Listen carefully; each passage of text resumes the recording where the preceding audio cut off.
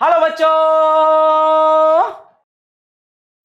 In fact अगर यहाँ पे फ्रिक्शन नहीं होता तो ये आदमी आगे बढ़ ही नहीं पाता, आदमी वहीं फिसल के नीचे गिर जाता। अभी मेरे पैर तो आप देख नहीं पाओगे, तो एक काम करते हैं, हम अपने हाथों को अपना पैर बनाते हैं, थोड़ा सा हम कैमरे के नजदीक आते हैं। आइए देखिए, अब मान लिया ये आदमी इधर चल रहा है, ठीक है, इधर जा रहा है, इधर, ठीक है, ओके। सो चलेगा कैसे? वो उसके दो पैर हैं, एक पैर को वो उठाएगा, आगे रखेगा और इस पैर को जमीन पे टिका लेगा, ठीक है। अब दूसरा पैर उठेगा और आगे बढ़ेगा, दूसरा पैर उठेगा और आगे बढ़ेगा, फिर दूसरा पैर, ठीक है।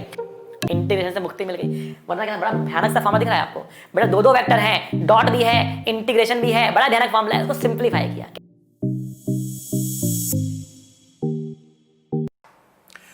हेलो प्यारे बच्चों, आज हम नया चैप्टर स्टार्ट करने वाले हैं जिसका नाम है वर्क, एनर्जी एंड पावर। आज की क्लास के अंदर हम डेडिकेट करेंगे वर्क डन के ऊपर। वर्क डन क्या होता है? अगर सिंपल भाषा में कहा जाए कि काम किसे कहते हैं, तो जो काम है, जैसे आप कहो कि सर मैं पढ़ रहा हूं, यह भी तो एक काम है, मैं बोल रहा हूं, यह भी तो एक काम है, मैं सोच रहा हूं, यह भी तो एक काम है, ये पर्सन डंबल्स उठा रहा है, यह भी तो एक काम है। डेफिनेटली आमतौर पे जो काम को हम बोलते हैं, जो वर्क को हम बोलते हैं, ठीक है, फिजिक्स में थोड़ा सा अलग तरीके से उसको डिफाइन किया जाता है। हम जिस वर्क की बात कर रहे हैं बेसिकली वो है मैकेनिकल वर्क। क्या है? Mechanical work.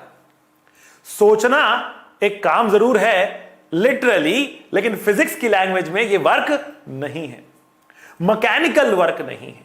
तो अब ये वर्क क्या होता है? आज की क्लास में हम यही बातों को पढ़ने वाले हैं। वर्क क्या है, वर्क क्या करता है, वर्क कैसे होता है, कितना वर्क डन होता है, कांस्टेंट फोर्स रहेगा तो कितना वर्क डन होगा, वेरिएबल फोर्स होगा तो कितना वर्क डन होगा, ग्राफ दिया होगा तो वर्क डन कैसे निकालेंगे, ये सारी बातें आज के लेक्चर में हम करने वाले हैं। तो बेटा अपनी कुर्सी की पेटी बांध लीजिए, हमारा लेक्चर शुरू हो रहा है अब।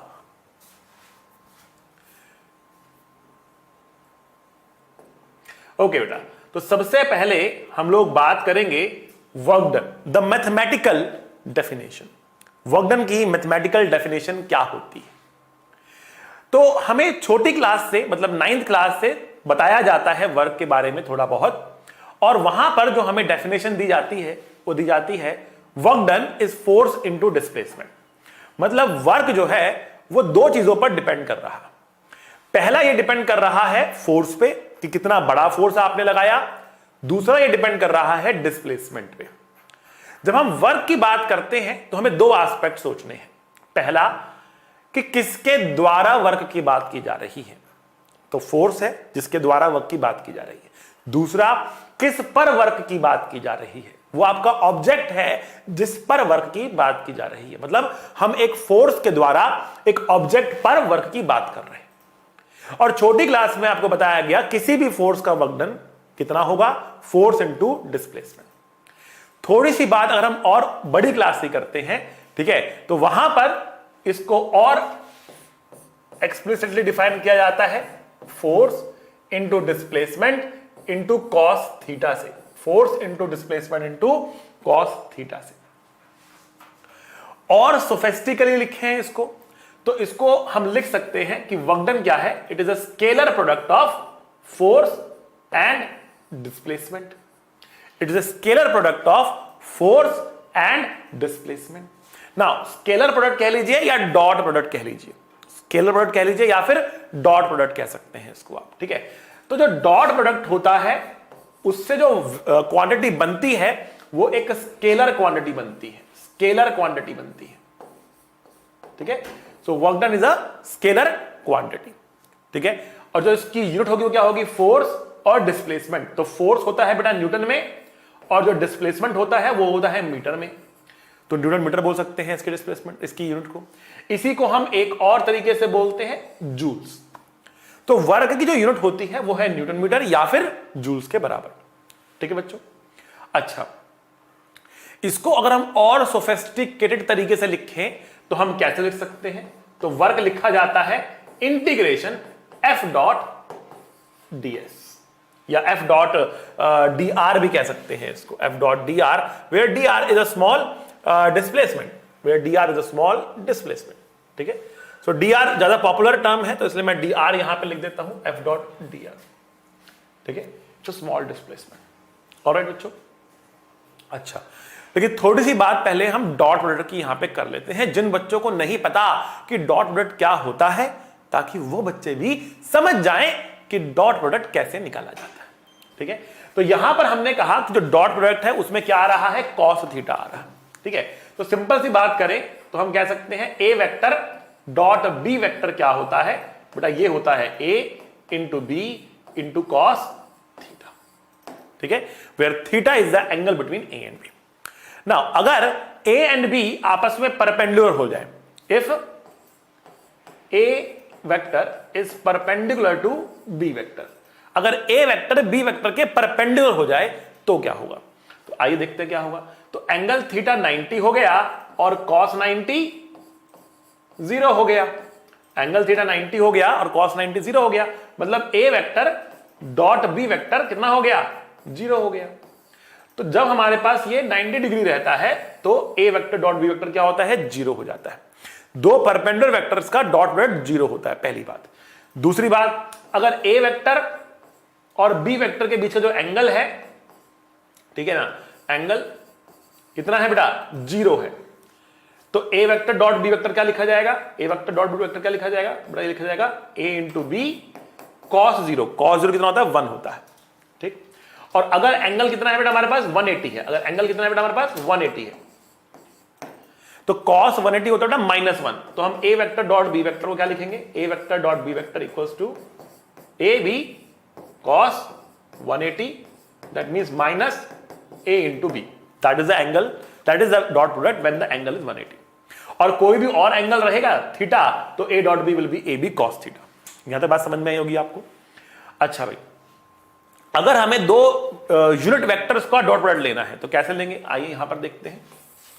सपोज मेरे पास आई कैप है और इसको मैं जे कैप से डॉट प्रोडक्ट लेना चाहता हूं, तो आई और जे आपस में 90 डिग्री पर होते हैं, तो कितना आएगा बेटा, 0 आ जाएगा। ठीक है, सिमिलरली अगर आप जे वेक्टर डॉट के वेक्टर करेंगे तो भी 0 मिलेगा, या आई वेक्टर डॉट के वेक्टर करेंगे तो भी 0 मिलेगा आपको। तो अगर आपको डॉट प्रोडक्ट करना है यूनिट वेक्टर्स का, ठीक है, तो हम आई को डॉट लेते हैं आई के साथ, तो कितना आता है बेटा, 1 आता है, क्योंकि आई का मैग्नीट्यूड भी 1 है, इस वाले आई का मैग्नीट्यूड भी 1 है, और इनके बीच में एंगल कितना है, 0 है, तो cos 0 भी 1 है।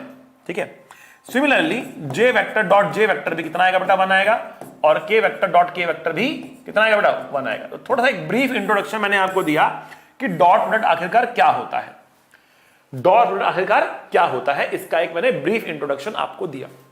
ठीक है, क्योंकि यहां पर वर्क के अंदर हमारे पास क्या आ रहा है, डॉट प्रोडक्ट आ रहा है। ठीक है, सो नाउ वी नो कि what is a dot product, उसका फॉर्मूला क्या होता है, और यूनिट वेक्टर की फॉर्म में आई को आई से करेंगे तो 1 आता है, जे को जे से करेंगे तो 1 आता है, के को के से करेंगे तो 1 आता है, आई जे को करने पर क्या आता है, 0, आई के को करने पर क्या आता है, 0, के और जे को करने पर कितना आता है, 0 आता है। ठीक है, खैर हमने वर्क की सबसे सोफिस्टिकेटेड डेफिनेशन यहां पर लिखी है।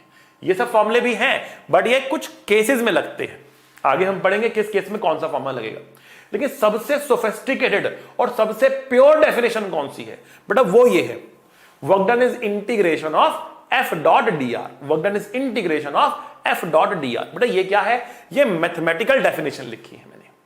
अभी हम इसके ऊपर आगे जब बढ़ेंगे तो थोड़ा फिजिकल मीनिंग भी समझाऊंगा कि मैकेनिकल वर्क आखिरकार कर क्या रहा है, मैकेनिकल वर्क आखिरकार कर क्या रहा है। ठीक है ना, इसके बारे में भी हम बात करेंगे, लेकिन इस डेफिनेशन में भी अभी एक चीज अधूरी है। हमें फोर्स का मतलब समझ में आया, फोर्स तो फोर्स जो लग रहा है, डॉट मतलब डॉट प्रोडक्ट है, समझ में आया, पर ये डीआर क्या है, तो हमने कहा डीआर होता है डिस्प्लेसमेंट, लेकिन किसका डिस्प्लेसमेंट होता है ये, आखिरकार ये डीआर किसका डिस्प्लेसमेंट होता है, थोड़ी सी इसकी बात को समझने की करते हैं कोशिश। तब तक आप कमेंट बॉक्स में लिखिए कि डीआर आखिरकार किसका डिस्प्लेसमेंट होता है, क्या ये ऑब्जेक्ट का डिस्प्लेसमेंट है, क्या ये ऑब्जेक्ट के सेंटर का डिस्प्लेसमेंट है, क्या ये ऑब्जेक्ट के सेंटर ऑफ मास का डिस्प्लेसमेंट है, किसका डिस्प्लेसमेंट है ये डीआर आखिरकार। ठीक है, अच्छा कुछ बच्चे यहां पर बोलेंगे सर ये जो डीआर होता है ना, ये डीआर होता है ऑब्जेक्ट का, तो थोड़ा सा हम इसको और डिटेल में समझने की करते हैं कोशिश। तो उसके लिए मैंने आपके सामने एक एग्जांपल रखा है। एग्जाम्पल कुछ इस तरीके से है कि जो मेरे पास एक रॉड थी और इस पॉइंट पर हिंज थी, रॉड थी और इस पॉइंट पर हिंज थी, ठीक है। रॉड की लेंथ L मान लेते हैं, मास को M मान लेते हैं। तो कौन कौन से फोर्सेस इस पर लग रहे, कौन कौन से फोर्सेस इस पर लग रहे होंगे? तो इसका जो एक सेंटर है या सेंटर ऑफ मास है यहां पर, ठीक है, उसके ऊपर एक फोर्स लग रहा होगा, कितना? mg, ठीक है। और फोर्स F हमने नीचे लगा रखा है एंड पॉइंट पर, और ये कांस्टेंट फोर्स हमें दे रखा है, ठीक है। और यहां पर ये हिंज है, तो इस हिंज पर भी एक फोर्स लग रहा होगा। एंड लेट अस से ये जो फोर्स है हमें नहीं पता किस डायरेक्शन में होगा, तो हमने मान लिया कि ये फोर्स कुछ तिरछा लग रहा है, F डैश, ठीक है। F डैश कुछ तिरछा लग रहा है, मुझे नहीं पता किस तरफ लग रहा होगा, तो मैंने कुछ तिरछा मान लिया, व्हाटएवर, ठीक। अब इस फोर्स के चलते चलते चलते चलते इस रॉड को हमने सीधा कर दिया। जब रॉड इस पॉइंट पर पहुंचेगी तो अभी भी फोर्स इस पर F ऐसे ही लग रहा होगा, mg ऐसे लग रहा होगा, और ये भी कुछ टेढ़ा मेढ़ा लग रहा होगा, पता नहीं कितना होगा, चेंज हो सकता है। That is a variable force, ये एक वेरिएबल फोर्स हुआ, ठीक है। बट F कांस्टेंट है, mg भी कांस्टेंट है, F भी कांस्टेंट है और mg भी यहां पर क्या है बेटा? कांस्टेंट फोर्स है, ठीक है, ओके। तो अब हम बात करते हैं आगे और देखते हैं कि यहां पर अगर हमें वर्क डन निकालना है फोर्स F का, तो डिस्प्लेसमेंट क्या लेनी है? अब देखिए बेटा, ये रॉड यहां से घूमकर यहां आ गई, ये रॉड यहां से घूमकर यहां आ चुकी है। अब मेरा क्वेश्चन आपसे ये है कि इस रॉड का डिस्प्लेसमेंट कितना है? मेरा क्वेश्चन आपसे ये है, रॉड का लेंथ क्या है? L है, ठीक है, और रॉड घूम के यहां से आ चुकी है, सारे फोर्सेस मैंने आपको दिखा दिए हैं। क्वेश्चन है what is the displacement of the rod?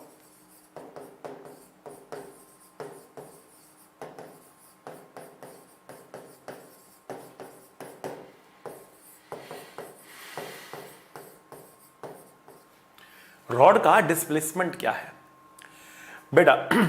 अब देखो, यहां पर इसी मिसकंसेप्शन को हमें ठीक करना है, ठीक है।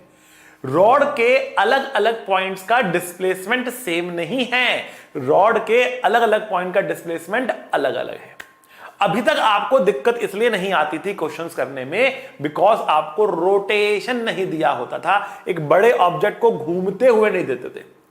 आपको दिया बस है सीधी जा रही है, ब्लॉक है सीधा जा रहा है, ठीक है ना, कोई भी ऑब्जेक्ट है सीधा जा रहा है, जब तक वो सीधा जाता रहेगा ना तब तक आपको दिक्कतें नहीं आएंगी। लेकिन नीट के एग्जाम में, आईआईटी के एग्जाम में, एडवांस के एग्जाम में चीजें घूम भी सकती हैं, और जब चीजें घूमेंगी ना तो आपको ज्यादा प्योर डेफिनेशन की जरूरत होगी ताकि आप गलती ना करें, ठीक है। अब देखिए, अब जो ये वाला पॉइंट है, ये बेटा यहां से लेकर यहां पहुंचा, इसका डिस्प्लेसमेंट ये रहेगा।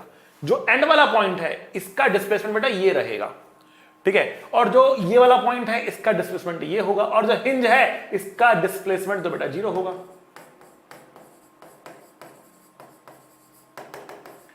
So very clearly different points have different displacements. तो इस क्वेश्चन का हम क्या बोल रहे हैं? डिफरेंट पॉइंट्स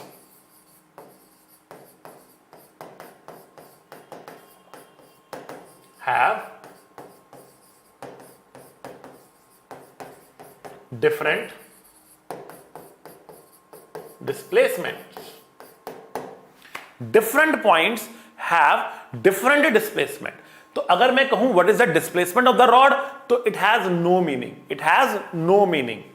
तो अब मेरा क्वेश्चन आपसे ये है कि अगर आपको फोर्स F का वर्क डन निकालना है, अगर आपको फोर्स F का वर्क डन निकालना है तो किसका डिस्प्लेसमेंट लेंगे?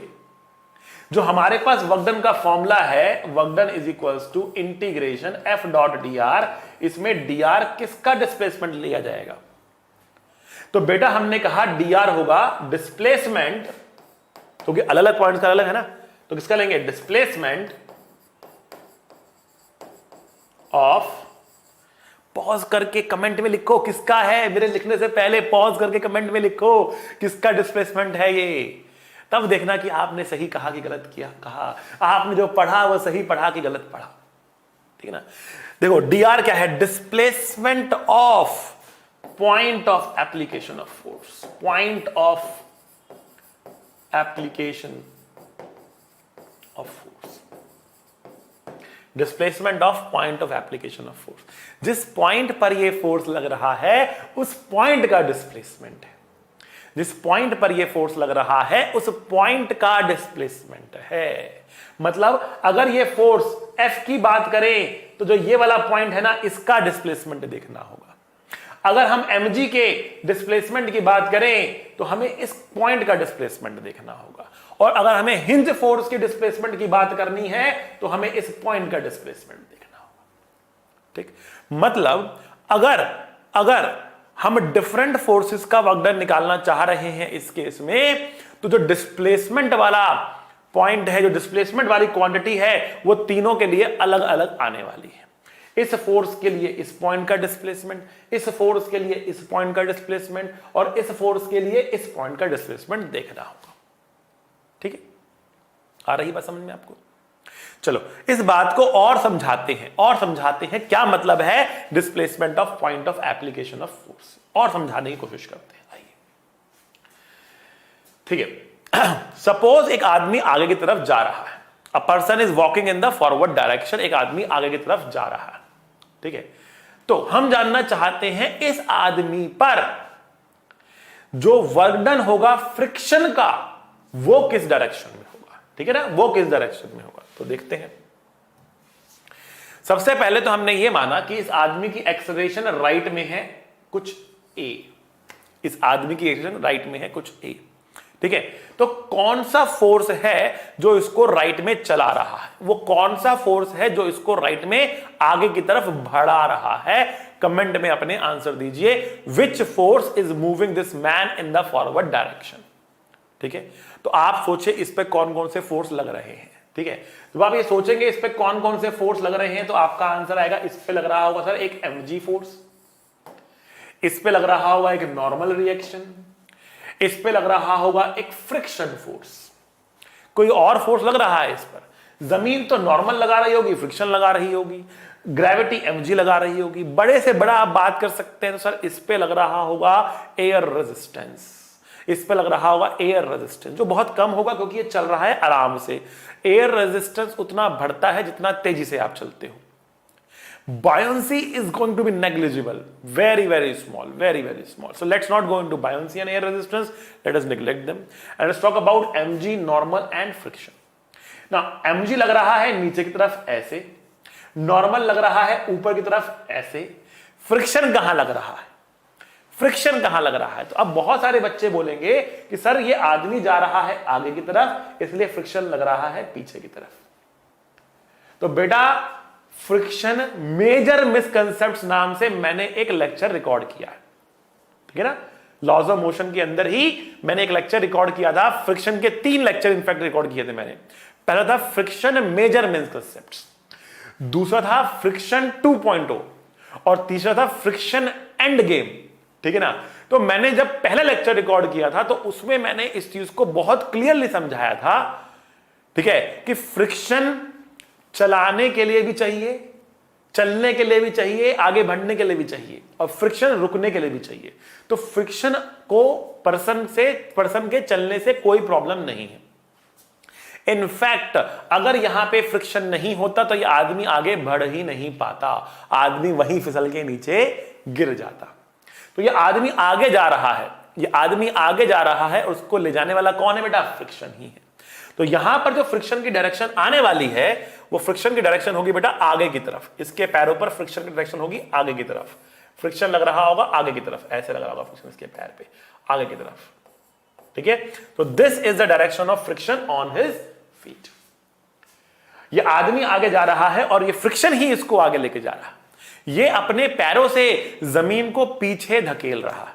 ये आदमी अपने पैरों से जमीन को पीछे धकेल रहा है और जमीन इसको आगे धकेल रही है। यकीन ना हो तो अपने चेयर से खड़े हो और जमीन पर बड़े आराम से स्लो मोशन में चलने की कोशिश करें और देखें आप जमीन को किधर धकेल रहे हैं। जहां जमीन को आप धकेल रहे हैं जमीन आपको उससे उल्टी डायरेक्शन में धक्का मार रही होगी। ठीक है, तो यहां तक हमने एस्टैब्लिश कर लिया कि फ्रिक्शन इस पर आगे की तरफ लग रहा है। जिसको अभी भी समझ में नहीं आ रहा है तो मैंने बहुत डिटेल में फ्रिक्शन द मेजर मिसकंसेप्ट्स में इस चीज को समझाया है, जाकर आप वीडियो को देख लेना। चलिए भाई, अगर फ्रिक्शन आगे लग रहा है और ये पर्सन जा भी आगे रहा है, इसका डिस्प्लेसमेंट आगे की तरफ डी है। तो अगला क्वेश्चन मेरा आप लोगों के लिए ये है कि जो इसके ऊपर वर्क डन हो रहा है, work done by friction on man, work done by friction on man क्या है? क्या ये बेटा जीरो है, क्या ये बेटा नेगेटिव है, क्या ये बेटा पॉजिटिव है? ठीक है, तो पहला इसमें गलती क्या होती है, इस क्वेश्चन को सॉल्व करने में गलती क्या होती है? इस क्वेश्चन को सॉल्व करने में पहली गलती ये होती है कि हम फ्रिक्शन की डायरेक्शन को गलत मान लेते हैं, पीछे मान लेते हैं, गलती कर बैठते हैं। आगे है मैंने बता दिया, जिसको नहीं भी समझ में आया वो फिलहाल मान के चले फ्रिक्शन हमारा क्या है, आगे की तरफ है। फ्रिक्शन आगे है, आदमी जा भी आगे रहा है, बताना क्या है आपको कि work done by friction zero है, पॉजिटिव है या नेगेटिव है। ठीक है, तो आप सोचिए, समझिए, नीचे रिस्पॉन्स कीजिए, तब तक मैं अगले क्वेश्चन पे जा रहा हूं, फिर हम इसका आंसर देंगे। डोंट वरी, पूरा आंसर देके भेजूंगा आपको। चलिए, अगला जो क्वेश्चन हमारे पास है, इसमें क्या हो रहा है? इसमें एक आदमी स्टेयर पे चढ़ रहा है, बहुत जल्दी जल्दी चढ़ रहा है, बट चढ़ रहा है। ठीक है ना, एक आदमी जो है स्टेयर्स पे चढ़ रहा है। मुझे पूरा यकीन है बेटा आपने अपने जीवन में कभी ना कभी स्टेयर्स तो चढ़ी होंगी। ठीक है ना, आप चढ़ रहे हैं स्टेयर्स को, आपके घर में भी स्टेयर्स होंगी। ठीक है ना, आपके घर में भी स्टेयर्स होंगी। कभी मंदिर जा रहे हैं, कभी आप क्या नाम है, नहीं तो रेल में जा रहे हैं, तो वहां पर भी चढ़ने के लिए क्या होती है, स्टेयर्स होती है। ठीक है ना, बस में स्टेयर्स रहती हैं। ठीक है, तो स्टेयर्स हैं आपके पास। ठीक है, and you are climbing up the stairs. ठीक है, so when you are climbing up the stairs, तो आपके पैरों पर ये स्टेयर्स एक नॉर्मल रिएक्शन लगा रही है। किस डायरेक्शन में? ऊपर की तरफ लगा रही है। ठीक है, तो मैंने कहा कि आपके पैरों पर एक यहां पर नॉर्मल रिएक्शन लग रहा है। किस डायरेक्शन में लग रहा है? ऊपर की तरफ लग रहा है। ठीक है, फटाफट दिखाते हैं इसको। यहां पर आपके पैरों पर ऊपर की तरफ एक नॉर्मल रिएक्शन लग रहा है। ठीक है, और अल्टीमेटली आप जा भी ऊपर रहे हो। ये तो आदमी आपको एनिमेशन में वही दिख रहा होगा, लेकिन अल्टीमेटली आदमी ज्यादा ऊपर ही रहा है ना। ठीक है ना, तो आप जा भी ऊपर रहे हो, आपके पैरों पे नॉर्मल रिएक्शन लग रहा है और आप चढ़ भी ऊपर रहे हो। ठीक है, तो अब मेरा क्वेश्चन आप लोगों के लिए ये है वापस से कि work done by normal reaction on man कितना है?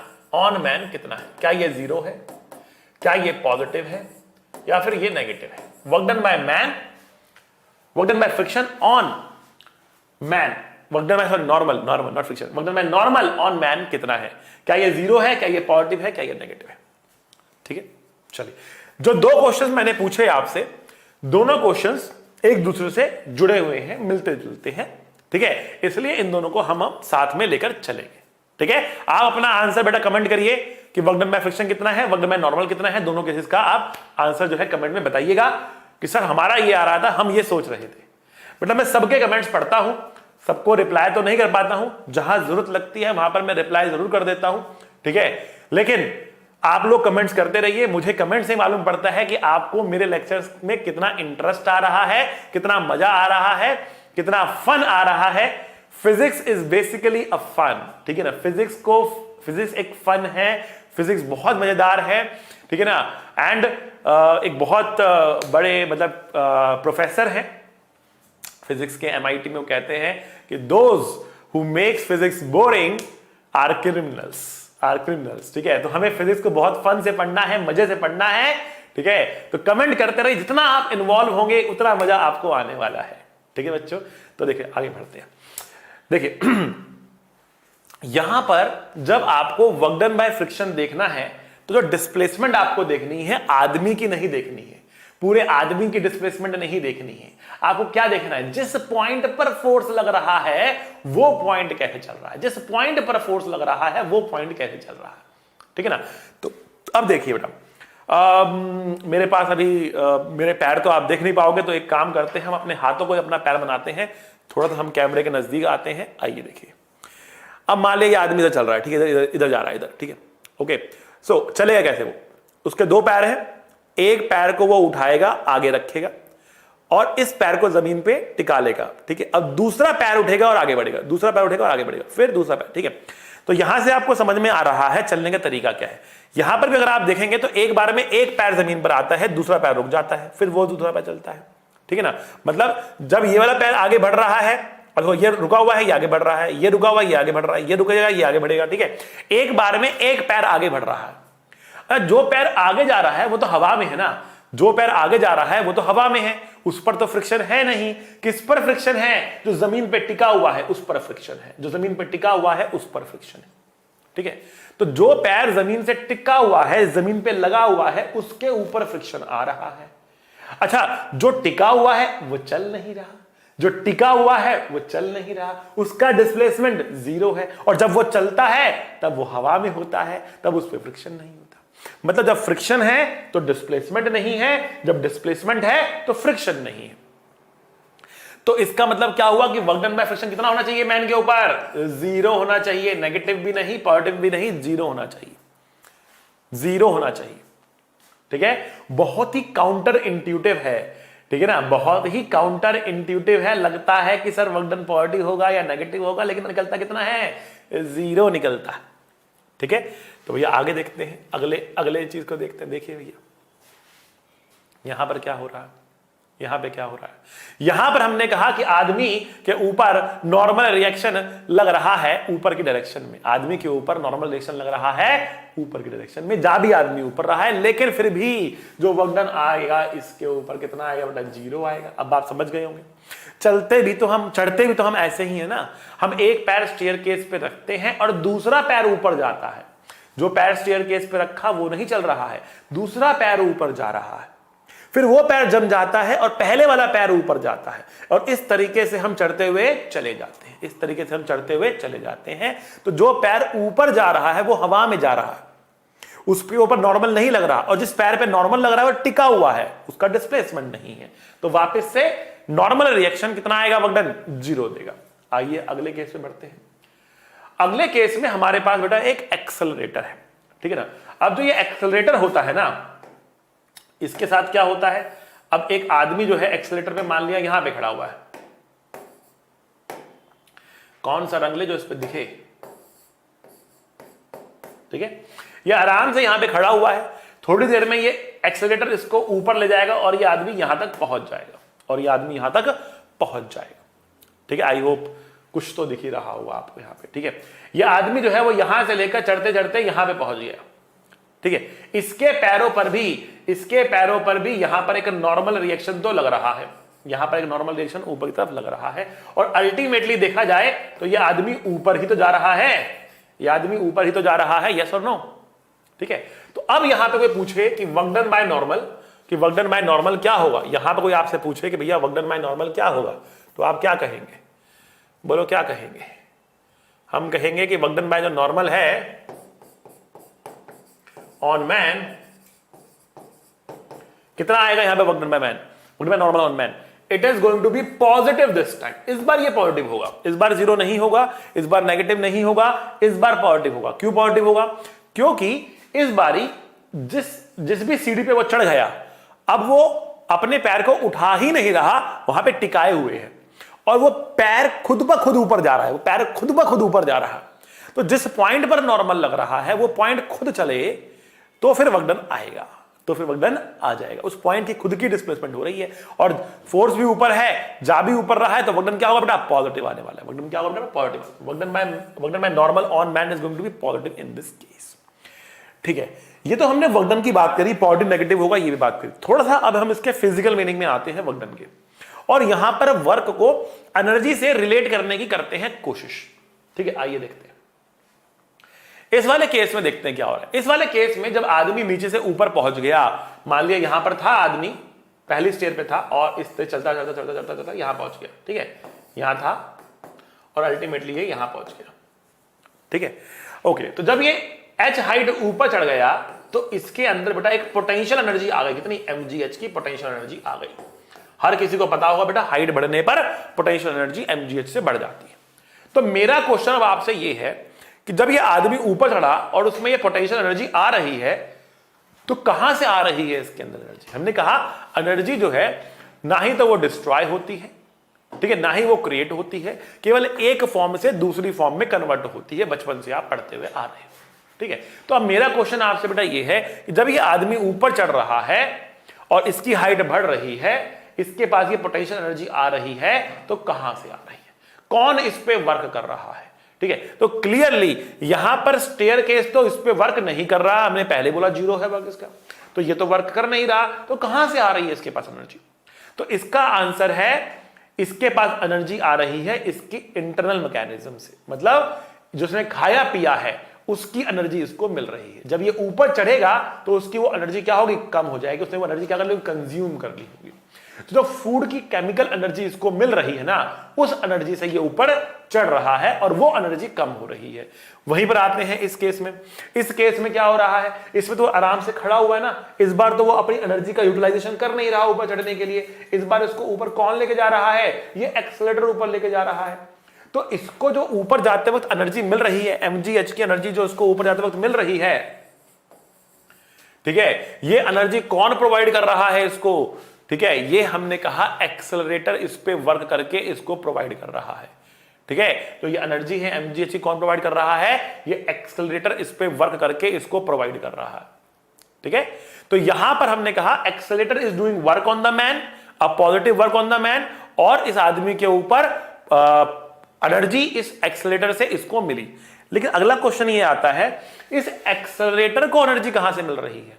इस एक्सेलरेटर को एनर्जी कहां से मिल रही है? तो बेटा इस एक्सेलरेटर को एनर्जी मिलती है इलेक्ट्रिसिटी से। Electricity gives it energy, electricity gives it energy, electricity इसको एनर्जी देता है।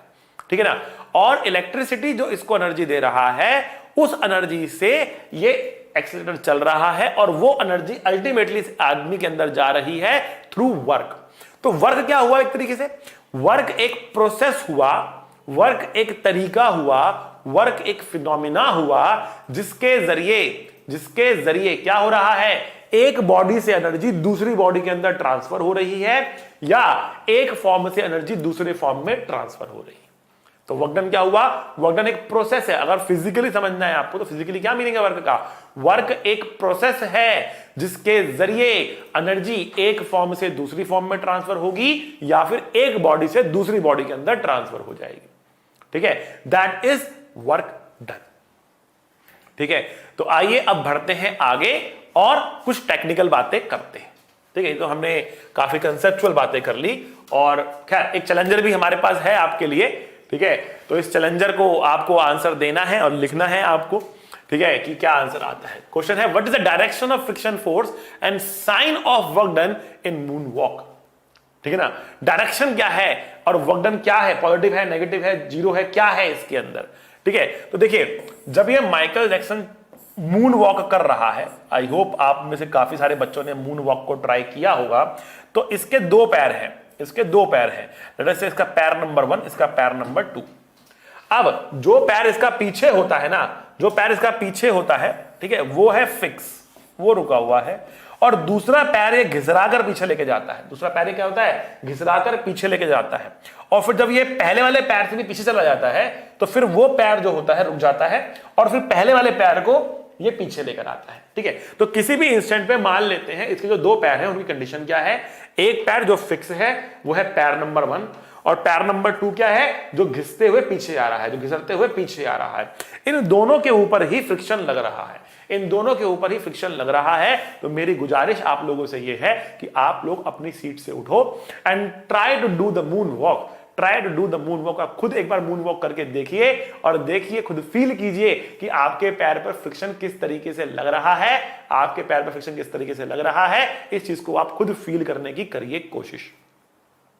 फिर आपको मालूम पड़ेगा कि डायरेक्शन किस तरफ है, और फिर हमें आपको ये भी बताना है कि जो वर्क डन होगा वो पॉजिटिव होगा, नेगेटिव होगा कि जीरो होगा, टोटल वर्क डन कितना होगा। या फिर आप भी बता सकते हो कि पैर नंबर 1 पे कितना वर्क डन होगा, पैर नंबर 2 पे कितना वर्क डन होगा। इंडिविजुअली बता सकते हो कि पैर नंबर 1 पे कितना वर्क डन है एंड पैर नंबर 2 पे कितना वर्क डन है। ये भी आप अलग अलग बता सकते हो और जोड़ के भी अपना आंसर बता सकते हो कि नेट वर्क डन कितना आने वाला है।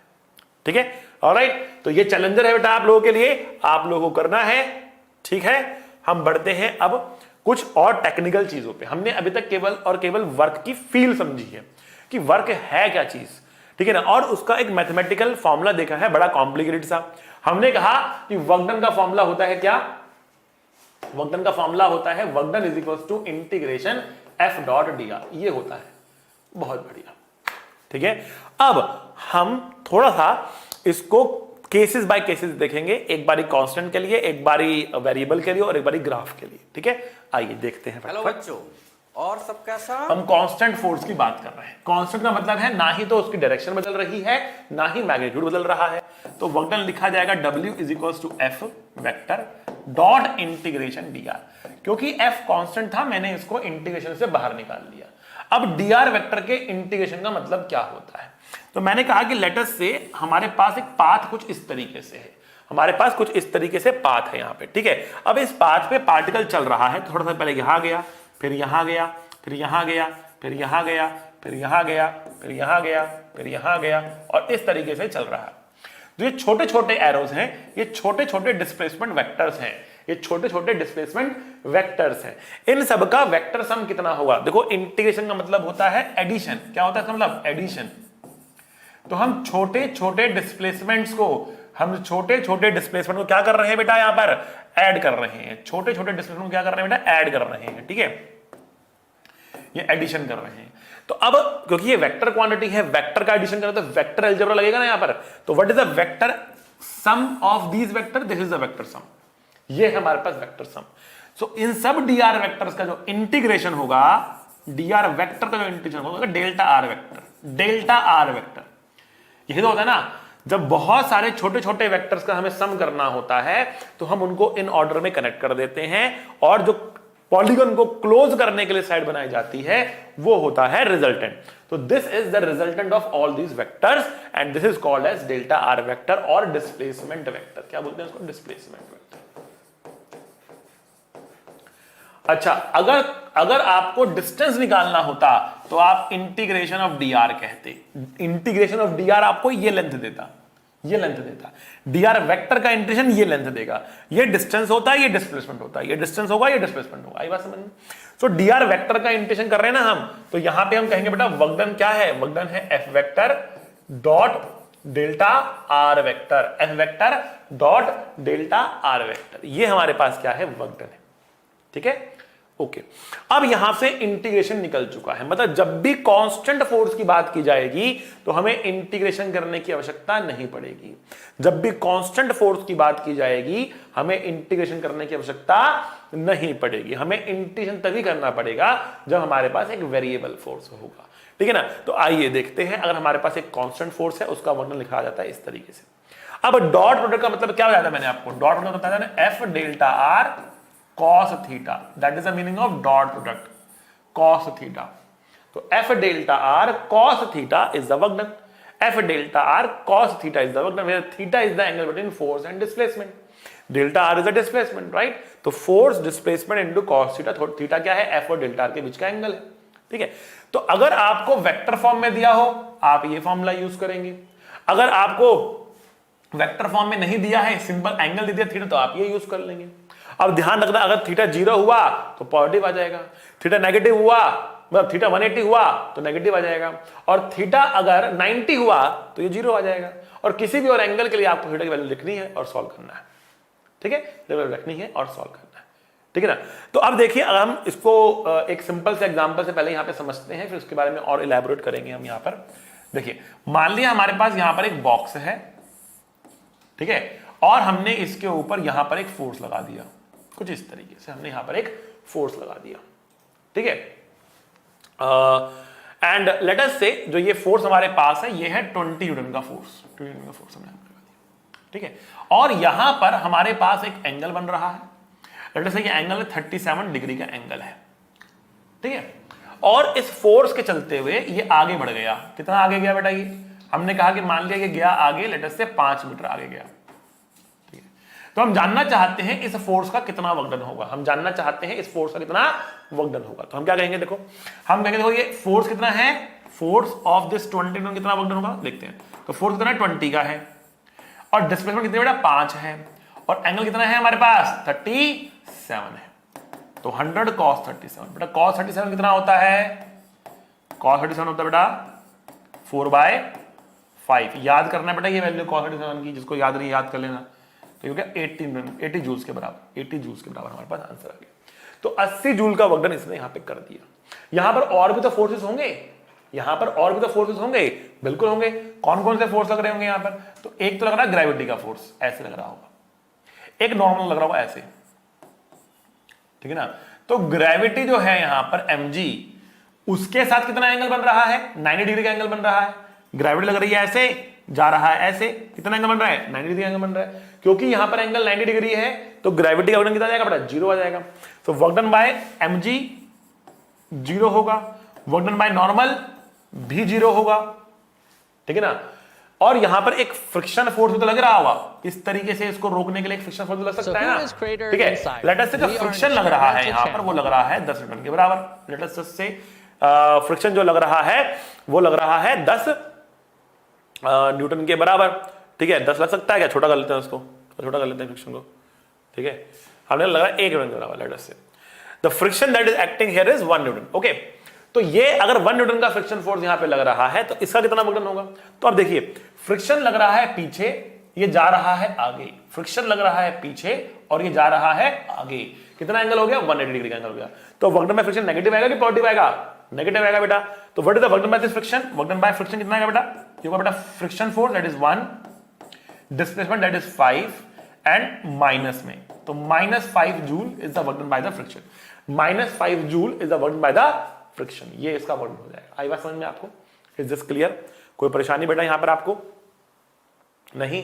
5 मीटर मैंने ले लिया और नेगेटिव ले लिया हमने। इस तरीके से हमने निकाला कि work done by friction is -5 joules, ठीक है। तो ये हमारे पास एक तरीका आ चुका, ठीक है। अब यहां पर कुछ और बातें मैं आपको बताता हूं, ठीक है। एक हम स्लाइड यहां पर ऐड कर लेते हैं, ठीक है। एक स्लाइड यहां पर हम ऐड कर लेते हैं और फिर यहां पर मैं आपको एक चीज और समझाता हूं, ठीक है। ओके, देखिए बच्चों, यहां पर मैं आपसे कह रहा हूं कि हमारे पास जो फॉर्मूला था वो था वर्क डन, वो था बेटा वर्क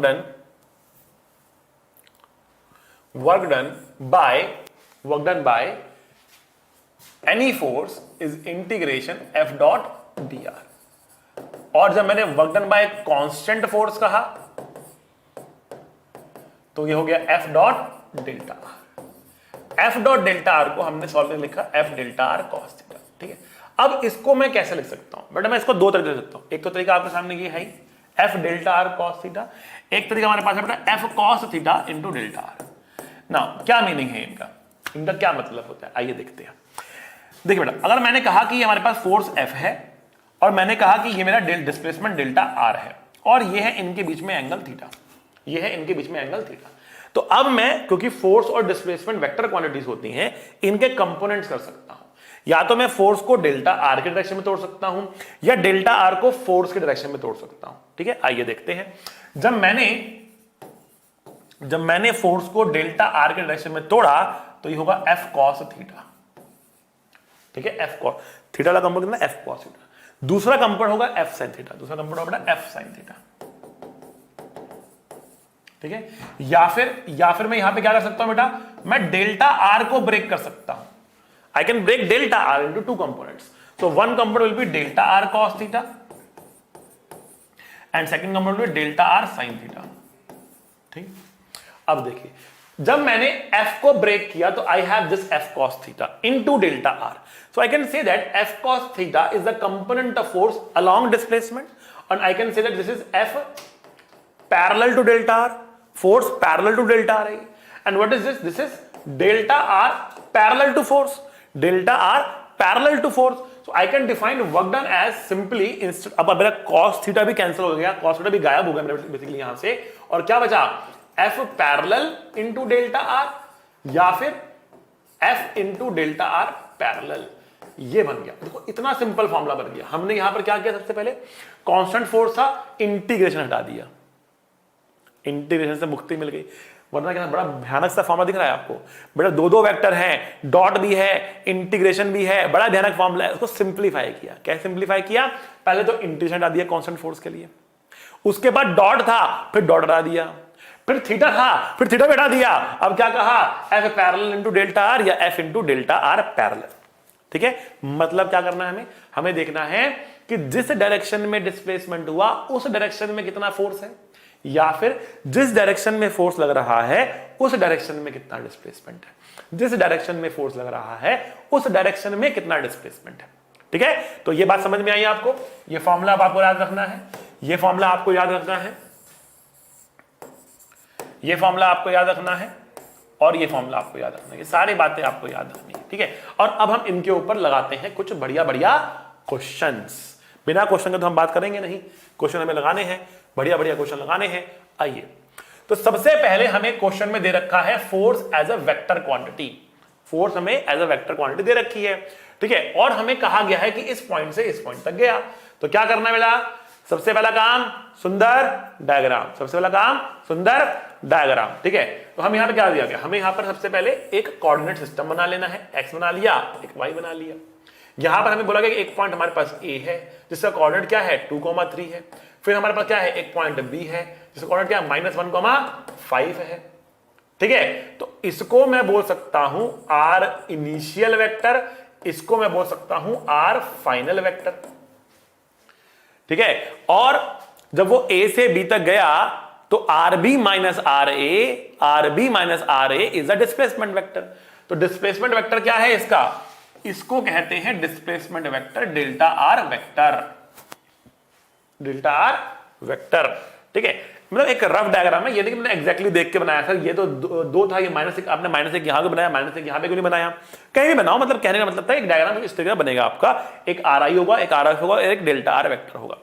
अब देखो आर आई वेक्टर कितना है, आर आई वेक्टर आपके पास है 2i cap plus 3j cap, ठीक है। आर फाइनल कितना है आपके पास, आर फाइनल आपके पास है -1i cap plus 5j cap. Now what is delta are vector, delta are vector है R F vector minus R I vector, ठीक है, is equals to R F vector कितना है -1i cap plus 5j cap minus R initial कितना है 2i cap plus 3j cap है। आइए -1 -2 -3i cap हो गया, 5 - 3 प्लस 2j कैप हो गया, ये हमारे पास डेल्टा आर वेक्टर हो गया, ये हमारे पास डेल्टा आर वेक्टर हो गया। So delta are vector is 3i cap plus 2j cap, ये हमारे पास डेल्टा आर वेक्टर हो गया। Once we get delta are vector we have force given by this, and because ये वेक्टर टर्म्स में आ रही हैं तो हम सीधा सीधा फॉर्मूला लगाएंगे F बराबर F dot delta R vector, F बराबर F dot delta R vector, ठीक है। आइए देखते हैं F कितना है 2i कैप है, -3j कैप है, प्लस 4k कैप है, और इसको डॉट लेना है, -3i कैप है प्लस 2j कैप है, प्लस 2j कैप है। जब डॉट लेते हैं हम यहां पर तो कितना आएगा -3 और 2 -6। अब देखो मैंने क्या किया था, मैंने आपको क्या बताया था कि i को i से करेंगे तो 1 आएगा, i को j से करेंगे तो 0 आ जाएगा। तो मैंने i को i से किया तो i और i तो 1 हो गया, -3 और -2 को किया तो -6 बचेगा, तो -6 आ गया।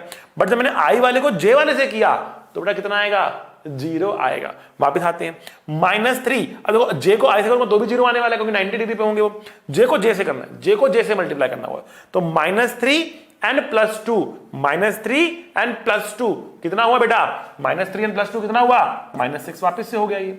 और k यहां तो k है ही नहीं तो +0 हुआ, बताएगा बेटा -12 जूल्स, -12 जूल्स हमारा आंसर आ गया, -12 joules, that is a work done, -12 joules का वर्क डन हो गया हमारे पास, ठीक है। ये वर्क डन इस तरीके से हम निकाल सकते हैं, ठीक है। जब वेक्टर फॉर्म में दिया हो तो ये करना है, जब वेक्टर फॉर्म में दिया हो तो ये करना है, और जब एंगल दिया था तो मैंने पिछले वाला क्वेश्चन कराया था। अब आते हैं, बढ़ते हैं आगे, अब बात करते हैं, ठीक है, कि जो हमने पढ़ा था, क्या पढ़ा था कि वर्क डन क्या होता है, वर्क डन होता है F parallel into delta R या फिर F into delta R parallel. इस फॉर्मूले के ऊपर बात कर लेते हैं, ठीक है। अब यहां पर हमने कहा कि 3 फोर्स लग रहे हैं, एक फोर्स तो ये F है ही, एक ये mg है, और यहां पर एक हिंज फोर्स है जिसके बारे में हमें पता नहीं कि कितना लग रहा है, कहां लग रहा है। लेकिन mg फोर्स हमेशा डाउनवर्ड लग रहा है, F फोर्स हमेशा राइट में लग रहा है, हिंज फोर्स हमेशा इस पॉइंट पे लग रहा है लेकिन डायरेक्शन चेंज कर रहा होगा और मैग्नीट्यूड भी चेंज कर रहा होगा। ये एक वेरिएबल फोर्स होगा। ये कैसा फोर्स होगा, वेरिएबल फोर्स होगा, ठीक है। mg और F कैसे फोर्स हैं, कांस्टेंट फोर्स हैं। अभी तक हमने कांस्टेंट फोर्स का वर्क डन निकालना सीख लिया है, लेकिन यहां पर मैं इसका भी आपको बताऊंगा कैसे निकालेंगे, ठीक है। खैर इसकी जो लेंथ थी बेटा वो L थी, ठीक है, इसके लेंथ हमें L दे रखी है। अब क्वेश्चन पूछा रहा है कि find the work done by the force F, find the work done by the force mg, find the work done by the force F hinge. इनका वर्क डन निकालना है जब तक रॉड यहां से लेकर यहां तक आती है। जब आप F फोर्स का वर्क डन निकालेंगे तो F हमेशा राइट में, F हमेशा राइट में लग रहा है। ठीक है, तो किस पॉइंट का डिस्प्लेसमेंट देखेंगे बेटा? F जिस पॉइंट पे लग रहा है उस पॉइंट का डिस्प्लेसमेंट देखेंगे। F जिस पॉइंट पे लग रहा है उस पॉइंट का डिस्प्लेसमेंट देखा जाएगा। ठीक है, तो इस पॉइंट का डिस्प्लेसमेंट तो ये है, सॉरी, इस पॉइंट का डिस्प्लेसमेंट तो बेटा ये है। ठीक है, लेकिन हमें इस डिस्प्लेसमेंट से भी मतलब नहीं है, हमें इस डिस्प्लेसमेंट से भी मतलब नहीं है। क्यों मतलब नहीं है हमें इस डिस्प्लेसमेंट से? क्योंकि ये फोर्स की डायरेक्शन में नहीं है। ये पार्टिकल भले ही यहां से लेकर यहां तक गया है, ये पॉइंट भले ही यहां से लेकर यहां तक गया है, ठीक है ना, ये इसकी डिस्प्लेसमेंट है, लेकिन हमें पूरी डिस्प्लेसमेंट नहीं चाहिए। हमें क्या चाहिए? हमें केवल चाहिए डिस्प्लेसमेंट जो फोर्स की डायरेक्शन में हो, डिस्प्लेसमेंट जो फोर्स की डायरेक्शन में हो। ठीक है ना, तो हमें देखना है ये पॉइंट राइट में कितना गया है, ये पॉइंट राइट में कितना गया है, राइट में कितना गया है। देखो ये था यहां पर और यहां पहुंचा, तो राइट में कितना गया, यहां था यहां पहुंचा, राइट में कितना गया, तो राइट में तो एल ही गया ना यहां से यहां तक। राइट में it has travelled only L, बाकी ऊपर गया है एल के बराबर, राइट में तो केवल एल ही गया है ना ये, तो we require only this distance, only this distance, right. So this is only L, this is only L, right. तो work done by the force F will be, तो फोर्स भी राइट में लग रहा है, ये जा भी राइट में रहा है, तो work done will be F into L, work done will be F into L. आई बात समझ में आपको? अगर नहीं समझ में आ रही तो एक और तरीके से कर सकते हो, आप कह सकते हो फोर्स ये रहा, डिस्प्लेसमेंट ये रहा, ये एंगल कितना होगा, ये एंगल होगा सर 45 डिग्री, क्योंकि ये 90 है और ये साइड बराबर है, तो 45 45 45। अच्छा ठीक है जी, अब देखते हैं तो एक और तरीका क्या है हमारे पास। फोर्स कितना F, डिस्प्लेसमेंट कितना √2L, एंगल कितना 45, √2 cos 45 कट जाएंगे, F इंटू एल हमारा आंसर निकल जाएगा, F इंटू हमारा आंसर निकल जाएगा। बट थोड़ा सा लेंदी हो गया ये, थोड़ा सा लेंदी हो गया ये, बट हम अपना आंसर निकाल सकते हैं इस तरीके से भी। F into L is going to be our answer.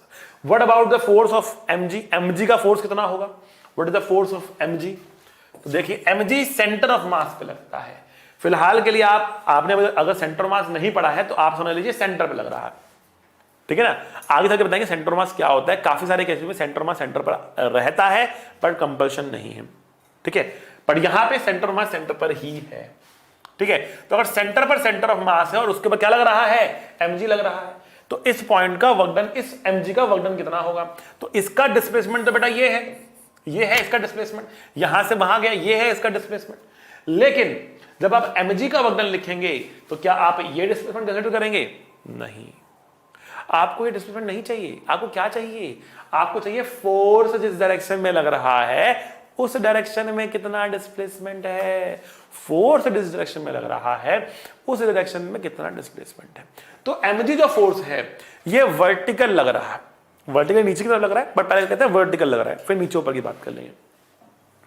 mg is acting vertically, if mg is acting vertically तो आपको देखना है कि जिस पॉइंट पर mg लग रहा है वो पॉइंट वर्टिकली कितना चला, वो पॉइंट वर्टिकली कितना चला, ठीक है ना, मतलब ऊपर या नीचे कितना गया। तो देखो ये पॉइंट यहां पर था, फिर यहां आ गया, यहां पर था, यहां आ गया, कितना ऊपर गया, कितना ऊपर गया? तो बेटा ये L/2 ऊपर गया, ये L/2 ऊपर गया। जो ये वाला पॉइंट था ना बेटा, ये L/2 ऊपर गया, बिकॉज ये पॉइंट L/2 डिस्टेंस ऊपर जा रहा है और mg नीचे लग रहा है। दोनों के बीच का एंगल कितना है? 180 डिग्री, उल्टे जा रहे हैं, इसलिए वर्क डन होगा नेगेटिव। वर्क डन होगा नेगेटिव। कितना वर्क डन होगा बेटा? mg जो नीचे लग रहा है, ऊपर कितना गया? L/2। So minus mg L/2, minus mg L/2, that is the work done bye mg, minus mg into L/2, minus mg into L/2, that is the work done bye mg। Understood? Clear? समझ गए? चलिए, hinge पे लगने वाला वजन कितना है? तो बेटा हिंज भले ही वेरिएबल फोर्स है और अभी हमें वेरिएबल फोर्स का वजन निकालना नहीं आता, लेकिन एक बात तो क्लियर है ना कि जिस पॉइंट पर ये लग रहा है वो पॉइंट चल ही नहीं रहा, वो तो फिक्स है, वो तो यहीं कहीं बैठा हुआ है, ये घूम रहा है, लेकिन ये पॉइंट चल नहीं रहा। तो हिंज जिस पॉइंट पे लग रहा है उस पॉइंट का वर्क डन 0 होगा, क्योंकि उस पॉइंट का डिस्प्लेसमेंट 0 है। ठीक है बच्चा, समझ में आया आपको? बढ़िया से देखिए, हो सकता है कि रिपीट करके देखना पड़े। बहुत बढ़िया क्वेश्चन है, एकदम भन्नाट माया वाला क्वेश्चन है, ठीक है ना। तो बढ़िया से इसको आपको देखना है। बढ़ते हैं आगे और बात करते हैं work done by variable force की, कि अगर फोर्स वेरिएबल होगा तब क्या करना है। तो देखो बेटा, अगर फोर्स वेरिएबल हुआ ना तो हम इंटीग्रेशन से बच नहीं पाएंगे, तब हमें इंटीग्रेशन करना ही पड़ेगा। लेकिन तरीका हमारे पास क्या रहेगा, जैसे कि हमारे पास कहते हैं कि वर्क डन का फॉर्मूला क्या है, it is integration F dot D are है। अब फोर्स एक वेक्टर क्वांटिटी है, डिस्प्लेसमेंट भी एक वेक्टर क्वांटिटी है, ऊपर से ये वेरिएबल भी हो सकता है, ऊपर से ये वेरिएबल भी हो सकता है, ठीक है ना। तो अब हमें सबसे पहले इसको तोड़ना है। हम बोलेंगे फोर्स क्या है, फोर्स है इसका एक्स कंपोनेंट, सॉरी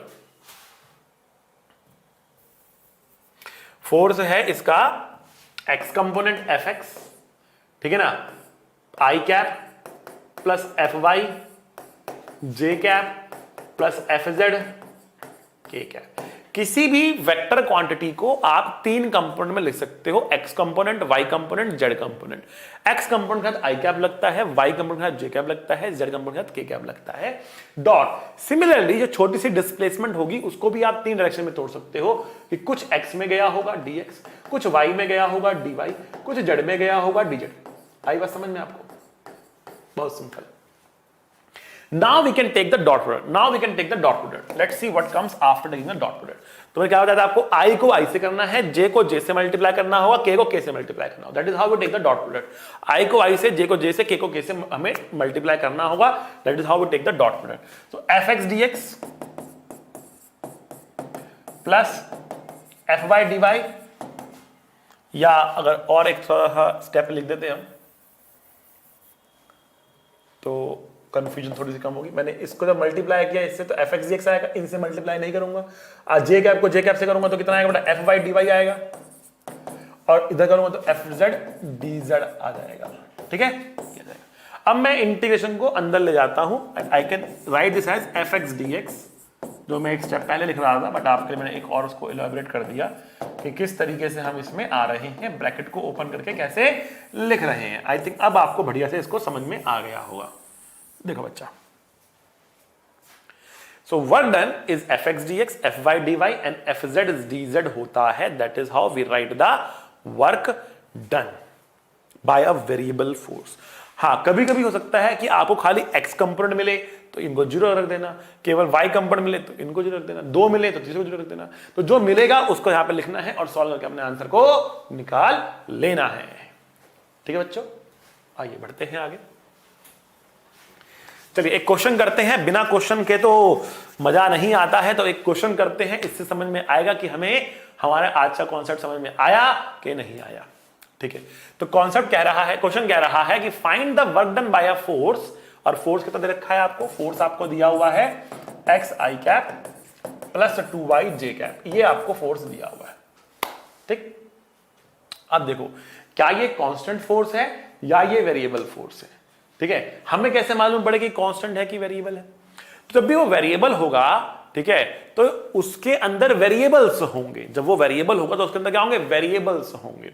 अगर फोर्स लिखा जाए कुछ इस तरीके से 2i cap plus 3j cap, तो 2 एक नंबर है, वेरिएबल नहीं है। 2 की वैल्यू 2 है, 3 की वैल्यू 3 है। 3 भी क्या है, एक कांस्टेंट नंबर है। लेकिन x और y क्या है, x and y are variables जिनकी वैल्यू अलग अलग हो सकती है।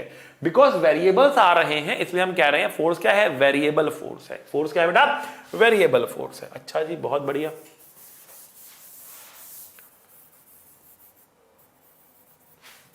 ठीक है, अगर ये एक वेरिएबल फोर्स है तो अब हम जानना चाह रहे कि इसका वर्क डन कितना है, इसका वर्क डन कितना है। अब इसके फोर्स का जो वर्क डन है ना, वो हम ऐसे नहीं सकते कि work done is equal to force into displacement into cos theta, ऐसे हम नहीं लिख पाएंगे, ठीक है, क्योंकि ये फोर्स क्या है, अलग अलग पॉइंट पे अलग अलग है। नाउ हमें कैसा लिखना है फोर्स का वर्क डन, हमें लिखना पड़ेगा work done is equal to integration F X D X F Y D Y and F Z D Z, ये लिखना पड़ेगा हमको।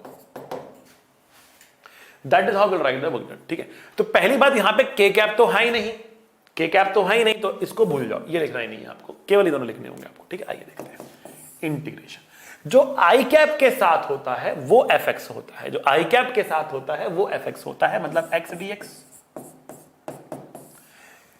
जे कैप के साथ क्या है 2y, तो 2y dy।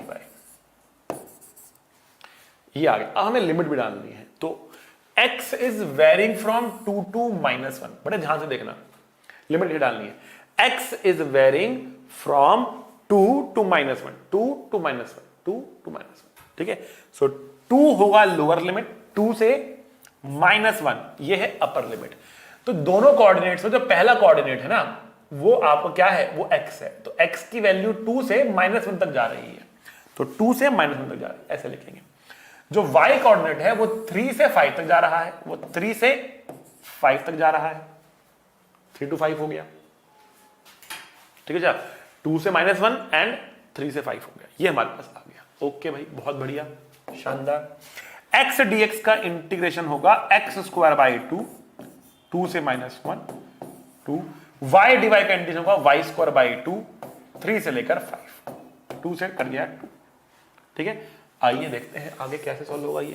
तो वहां पे क्या लिखेंगे बेटा, 1/2 हमने कॉमन ले लिया, x², और इसकी लिमिट है बेटा 2 से लेकर -1, और यहां लिमिट डालते हैं, अपर लिमिट डालेंगे तो 5, लोअर लिमिट डालेंगे तो 3, ये आएगा, ठीक है। आइए देखते हैं।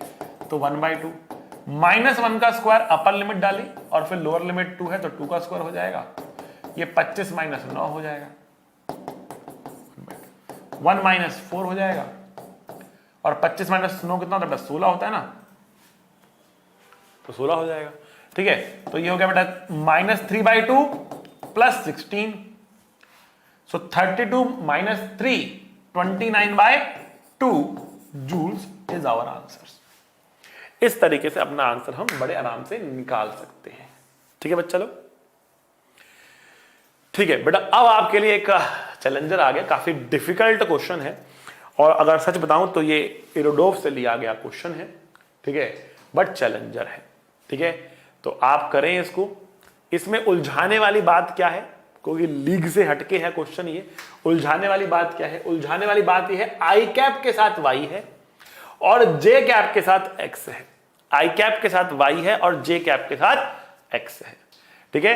तो अगर क्वेश्चन नहीं बनता है, ये चिंता करने वाली बात नहीं है, अगले लेक्चर में मैं आपको समझा दूंगा। इट्स अ चैलेंजर, ट्राई करिए, बहुत एडवांस लेवल का क्वेश्चन है, अच्छे से करिएगा, ठीक है। जो नीट में बच्चे हैं उन्हें करने की जरूरत नहीं है, इस क्वेश्चन को स्किप कर सकते हैं, ठीक है। ओके, क्वेश्चन बस ये कह रहा है कि वर्क डन निकालना है इस फोर्स के कारण, ठीक है, और पार्टिकल मूव कर रहा है यहां से लेकर यहां तक, ठीक है। ये सिंपल सा क्वेश्चन है आपके लिए, ठीक है, क्वेश्चन सामने लिखा है आपके लिए। आगे बढ़ते हैं। अब बात करते हैं बेटा वर्क डन बाय ग्राफ्स की। ग्राफ के जरिए हम किस तरीके से वर्क डन निकाल सकते हैं, ठीक है। सो बेसिकली हमने कहा था कि ग्राफ जो है ये 1 डायमेंशनल मोशन के लिए ड्रॉ किए जाते हैं। तो मे बी यहां पर एक एफ फोर्स आप दिखा सकते हैं, यहां पर या तो एक्स आएगा या तो वाई आएगा या तो जेड आएगा, ठीक है। तो फोर्स या तो एक्स में लगेगा या तो वाई में लगेगा या जेड में लगेगा। तो मान लेते हैं फोर्स एक्स में लग रहा है, तो जो वर्क डन का फॉर्मूला होगा वो केवल इंटीग्रेशन एफ डी एक्स बचेगा और वाई और जेड वाला केस खत्म हो जाएगा आपके पास, ठीक। ये हमारे पास वर्क डन आ गया, ठीक। तो अब देखिए, अगर हम यहां पर एक स्ट्रिप काट लेते हैं और हम कह रहे हैं एक्स डिस्टेंस पर ये फोर्स एफ है, तो ये बेटा एक्स प्लस डी एक्स होगा, और जो ये थिकनेस है इसकी ये डी एक्स होगी। और अगर हम देखें एफ इंटू डी एक्स का मतलब क्या होगा, वो इस छोटे से स्ट्रिप का एरिया होगा, इस छोटी सी स्ट्रिप का एरिया होगा। सो वर्क डन क्या हो गया, वर्क डन हो गया integration of this dA, that means area under graph. कौन सा graph, F X graph. That is how we write the work done. Work done क्या हो गया, work done is area under force X graph, force position graph या force displacement graph के under जो area होगा वो होगा वर्क डन, ठीक है बच्चों। ओके, आइए अब क्वेश्चन में आपको एफ और एक्स के बीच में एक ग्राफ दिया हुआ है, ठीक है। क्वेश्चन कह रहा है कि जो एक बॉक्स के ऊपर नेट फोर्स लग रहा है और उसका ग्राफ आपके सामने है, तो 0 से लेकर 5 मीटर तक, तो 5 मीटर तो बेटा यहां तक खत्म हो गया। क्वेश्चन बड़े ध्यान से पढ़ना होता है, 0 से लेकर 5 मीटर तक कहा गया है, ठीक है ना। तो 5 तो यहां पे खत्म हो गया, दैट मींस यहां तक कितना वर्क डन है ये आपको बताना होगा। ठीक है, तो अगर हम देखें तो ये लाइन आ रही है कुछ यहां तक, ये 20 है, ये 40 है, तो ये 30 होगा और ये 35 होगा। तो 35 न्यूटन का ये फोर्स यहां पे आ रहा है। ठीक है, ये है 5 यहां पे, ठीक, ये है 5 यहां पे। So how to find the work done? Will find the work done if we are able to calculate this area. हम अगर ये पूरा एरिया निकाल लेते हैं, ठीक है, will get the work done by this force F। ठीक है, by this force F। Now ये किस शेप में है बेटा? This is the trapezium. ये क्या है बेटा? ट्रेपीजियम है। And work done by trapezium क्या होगा, मतलब एरिया ऑफ ट्रेपीजियम क्या होगा? Area under the graph. अच्छा, ट्रेपीजियम का एरिया क्या होता है? एरिया ऑफ ट्रेपीजियम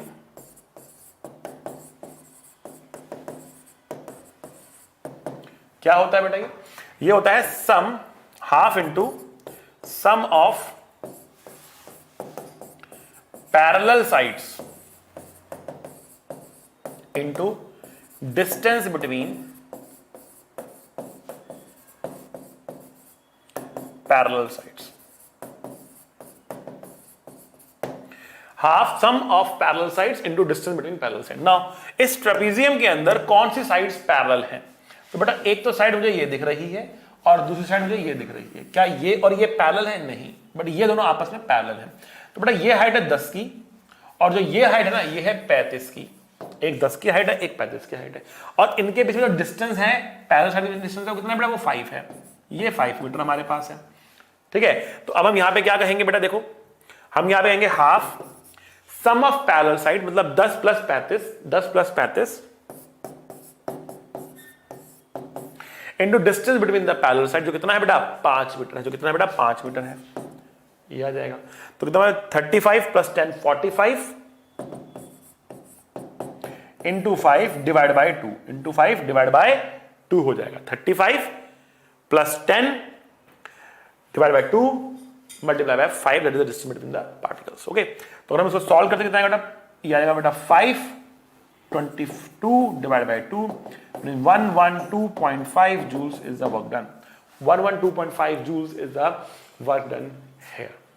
ठीक है, तो ग्राफ से कैसे निकालना है ये आपको बात समझ में आई? हाँ, अब इसमें एक चीज आप नोट कर सकते हैं कि अगर ग्राफ के अंदर आपको कुछ पोर्शन ऊपर दिया जाए तो ये पॉजिटिव एरिया होगा और ये नेगेटिव एरिया लेना पड़ेगा।